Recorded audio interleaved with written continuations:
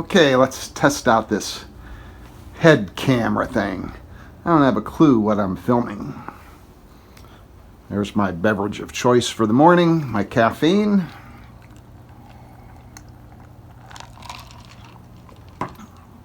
Let's go look out the window. This thing is heavy. Hi, kitty. And looks like a typical crappy Pennsylvania day. Let's go see.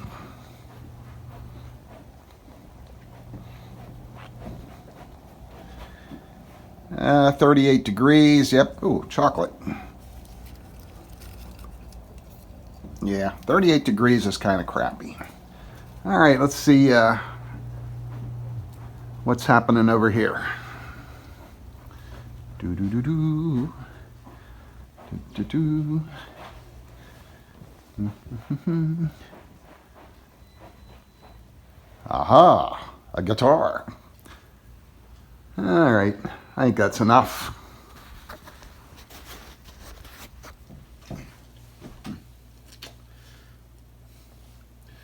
Coming soon, hat cam. I'm gonna try this at under some live situations. What the heck was I thinking? 20 bucks for this thing. Anyway, today I'd like to talk about a life-changing moment as a musician. When you get as old as I am, you start looking back and you realize such things happened. And of course, anyone my age, they're going to relate to February of 1964 as a life-changing moment. I know you youngsters are tired of hearing about that, but it's true. So let me tell you about my 1964 experience. I was in the 6th grade. Miss Elwood. Nobody messed with Miss Elwood. You know, back in 1964, teachers were allowed to kick your ass if you got out of hand. And she could definitely do that. But anyway, it's Friday, 1964, February, and all the girls are talking about the Beatles. They were going to be on Ed Sullivan that night, or on Sunday night. I didn't have a clue who or what the Beatles were, but I certainly wasn't going to let the girls know that I didn't have a clue. In fact, I just pretended, you know, if girls were interested in it, then couldn't be anything that would interest us boys. And on the way home, I asked my friend Denny, you know, what about these Beatles? He didn't have a clue either.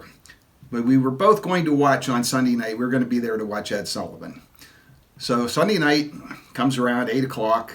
I'm in front of the TV waiting for Ed Sullivan to start. I'm thinking the Beatles might be acrobats or jugglers. You know, Ed was really big on that sort of thing. In fact, he had this one guy on that just blew me away. He'd come walking on the stage and he was carrying like 10 chairs, kitchen chairs on his back. He'd walk out into the middle of the stage, he'd take one of the chairs down, then he'd take another one and stack it on that, and then he'd climb up, grab another chair, stack it, climb up a little farther. So he'd get these 10 chairs stacked, like up towards the, you know, way up in the air. And then he'd sit on the last chair. He'd be up there sitting on this chair, way up in the air. Then he'd get off that chair and he'd come down a little bit and he'd grab the chair and put it on his back. Go down a little bit more, grab the chair and put it on his back. Do this all the way down till he had all 10 chairs on his back. And then he'd walk off stage the same way he came in. I mean, it really blew me away. But it didn't change my life. So anyway, February 1964, here come the Beatles on Ed Sullivan. Yeah, close your eyes and I'll kiss you. And it did. It changed my life. I wanted to be John Lennon from that time on.